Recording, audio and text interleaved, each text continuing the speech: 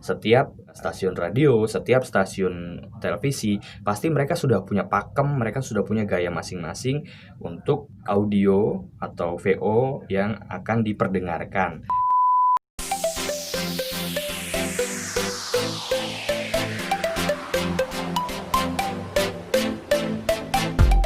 Halo, Assalamualaikum. Ketemu lagi barengan sama saya Arif Budiman di channel Pekerja Suara Komersial. Di video kali ini saya mau ajak teman-teman untuk menyimak bagaimana membaca skrip berita.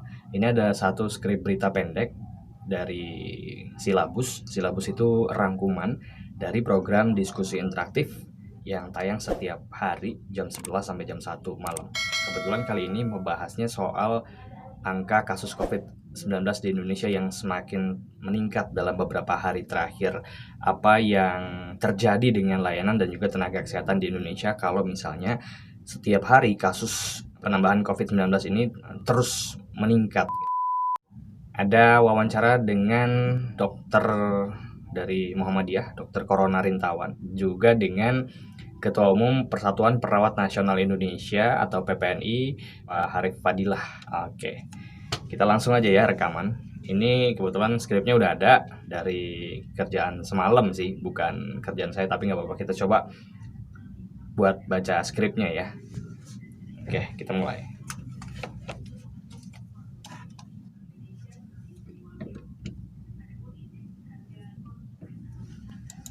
Cek. Angka kasus COVID-19 di Indonesia semakin meningkat dalam beberapa hari terakhir. Sementara itu, Ikatan Dokter Indonesia atau IDI mencatat sudah 100 orang dokter yang meninggal dunia akibat COVID-19 sejak Maret hingga Agustus 2020. Lalu apa yang akan terjadi dengan layanan dan tenaga kesehatan di Indonesia bila setiap hari jumlah penambahan kasus positif COVID-19 terus meninggi? Menurut Ketua Bidang Kerjasama dan Advokasi Muhammadiyah COVID-19 Comment Center, dari Pengurus Pusat Muhammadiyah Dr. Corona Rintawan mengatakan, sebelum adanya wabah pandemi COVID-19 ini, baik jumlah tenaga kesehatan serta fasilitas kesehatan di Indonesia tergolong rendah di Asia Tenggara. Minimnya simulasi kebencanaan serta fasilitas yang mumpuni akhirnya ikut memperparah dalam pelayanan penanganan COVID-19 yang berimbas pada tenaga kesehatan. Insert. Sementara itu, Ketua Umum Persatuan Perawat Nasional Indonesia PPNI Harif Fadilah juga menyoroti fasilitas kesehatan yang terbatas tidak dapat langsung diperbarui. Harif menilai perlu ada upaya untuk memprioritaskan keselamatan tenaga kesehatan seperti selalu tersedianya APD, meningkatkan kondisi kerja yang kondusif dan lain sebagainya. Insert. Presiden Joko Widodo mengaturkan bela sungkawa sedalam-dalamnya terhadap tenaga medis dan memberikan apresiasi setinggi-tingginya karena telah bekerja sangat keras dan sangat baik sejak pandemi COVID-19 melanda Indonesia. Pemerintah mengajak setiap orang untuk disiplin memakai masker, mencuci tangan, dan menjaga jarak agar rumah sakit dan tenaga medis tidak kewalahan dalam menangani pasien COVID-19. Oke, itu tadi VO berita. Ya, singkat lah, kurang lebih 2 menitan VO-nya. Nanti masuk proses editing, kita rapihin tadi yang salah-salah, terus masukin insertnya, suara narasumber yang tadi dikutip, Dr. Corona Rintawan dari Muhammadiyah, dan juga dari Perawat Nasional Indonesia, Persatuan Perawat Nasional Indonesia, Harif Fadilah. Proses editing VO-nya selesai, masukin insertnya, dijahit, di save filenya. Jadi deh kayak gini. Angka kasus COVID-19 di Indonesia semakin meningkat dalam beberapa hari terakhir. Sementara itu, Ikatan Dokter Indonesia atau IDI mencatat sudah 100 orang dokter yang meninggal dunia akibat COVID-19 sejak Maret hingga Agustus 2020.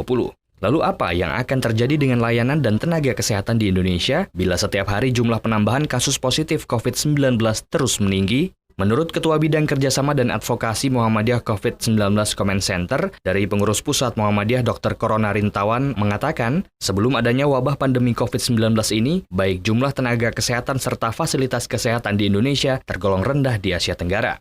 Minimnya simulasi kebencanaan serta fasilitas yang mumpuni akhirnya ikut memperparah dalam pelayanan penanganan COVID-19 yang berimbas pada tenaga kesehatan. Secara umum, jumlah tenaga kesehatan kita kalau dibanding negara-negara di Asia Tenggara itu termasuk yang rendah ya. Ini kita belum bicara tentang wabah ya. Jadi perbandingan dokter dengan masyarakat, penduduk itu masih rendah kita. Jadi secara umum saja fasilitas kesehatan kita juga kurang baik, kurang tertata. Apalagi adanya wabah ini gitu ya, makin memperparah kondisi tersebut. Sementara itu, Ketua Umum Persatuan Perawat Nasional Indonesia (PPNI) Harif Fadilah juga menyoroti fasilitas kesehatan yang terbatas tidak dapat langsung diperbarui. Harif menilai perlu ada upaya untuk memprioritaskan keselamatan tenaga kesehatan seperti selalu tersedianya APD, meningkatkan kondisi kerja yang kondusif dan lain sebagainya. Ya, kalau kasus meningkat terus ini kan sementara fasilitas kesehatan kita juga terbatas dan tidak juga dapat dengan segera bisa kita membuat yang baru kan, dengan serta-merta begitu kan. Misalnya pun bisa tadi ada DKI misalnya akan memanfaatkan GOR di setiap kecamatan. Lalu siapa yang melayani kan gitu. Yang melayani itu adalah petugas kesehatan. Nah, petugas kesehatan ini juga terbatas. Sebelum pandemi ini juga kan petugas kesehatan itu di rumah sakit, puskesmas dan lain-lain itu kan sangat pas-pasan begitu. Nah, dengan pandemi yang meningkat ini tentu pasti akan terkonsentrasi ke sana, dan di tempat unit-unit yang tidak melayani COVID kan beberapa rumah sakit menarik tenaga-tenaga untuk melayani pasien COVID. Nah, yang tidak melayani yang bukan COVID itu pun bebannya tambah berat juga. Karena orangnya ditarik gitu kan, tidak serta-merta dapat menyediakan. Kalau COVID ini banyak kasus-kasus yang berat, misalnya memerlukan rumah sakit, rujukan, ICU, isolasi. Nah, itu juga tidak serta-merta kita bisa menyediakan tenaga yang perawat-perawat yang biasa gitu, karena mereka harus ada pelatihan, harus ada kompetensi khusus yang ditugaskan di sana. Nah, inilah yang barangkali tantangan yang luar biasa kalau kita cermati apabila kasus ini terus meningkat. Kami hanya berharap bahwa teman-teman atau masyarakat atau bapak dan ibu semua, mari jaga kesehatan diri sendiri, jaga diri sendiri untuk tidak tertular ya, atau menularkan pada orang lain. Kami melayani. Seperti diketahui, Presiden Joko Widodo mengaturkan bela sungkawa sedalam-dalamnya terhadap tenaga medis dan memberikan apresiasi setinggi-tingginya karena telah bekerja sangat keras dan sangat baik sejak pandemi COVID-19 melanda Indonesia. Pemerintah mengajak setiap orang untuk disiplin memakai masker, mencuci tangan, dan menjaga jarak agar rumah sakit dan tenaga medis tidak kewalahan dalam menangani pasien COVID-19. Hari ini kita belajar bagaimana voiceover berita. Ya, memang gayanya beda-beda. Setiap stasiun radio atau stasiun televisi yang berita khususnya pasti punya gaya beda-beda. Kalau gayanya di tempat radio saya ya begini. Mungkin kalau di tempat lain, walaupun sama-sama radio berita atau sama-sama televisi berita, tentu juga punya gaya masing-masing. Nah, gaya ini yang sebenarnya juga mempengaruhi bagaimana cara kita membawakan sebuah naskah. Karena kita bekerja untuk institusi. Nggak bisa kita baca berita dengan gaya kita sendiri, ya, dengan stylenya kita sendiri. Enggak. Setiap stasiun radio, setiap stasiun televisi, pasti mereka sudah punya pakem, mereka sudah punya gaya masing-masing untuk audio atau VO yang akan diperdengarkan. Itu yang perlu kita pelajari. Saya di radio tempat saya sekarang ya begini gayanya. Di tempat yang sebelumnya berbeda lagi, lebih santai.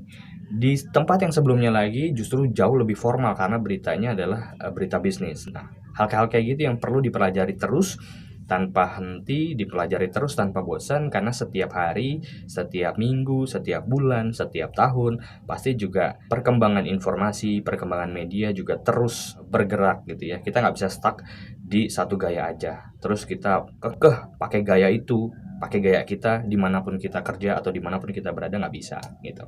Karena kan ketika kita ngisi voiceover buat iklan pun kita harus ngikutin maunya klien gimana. Itulah, jadi proses belajar tuh terus. Saya juga terus belajar bagaimana menemukan gaya yang pas menurut karakter saya, tapi juga pas sesuai dengan pakem yang sudah ditentukan oleh perusahaan gitu.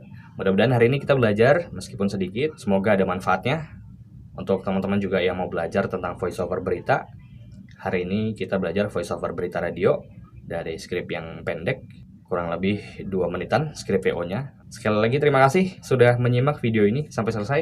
Yang mau sharing, mau ngobrol, boleh kasih pertanyaan di kolom komentar di bawah ini ya. Nanti kita sharing bareng-bareng. Siapa tahu bisa jadi usulan topik buat video berikutnya. Jangan lupa juga untuk di subscribe channel ini. Jangan lupa nyalin tombol subscribe-nya supaya bisa dapat update-update terkini dari channel Pekerja Suara Komersial. Oke, kalau gitu sampai di sini. Dadah. Assalamualaikum.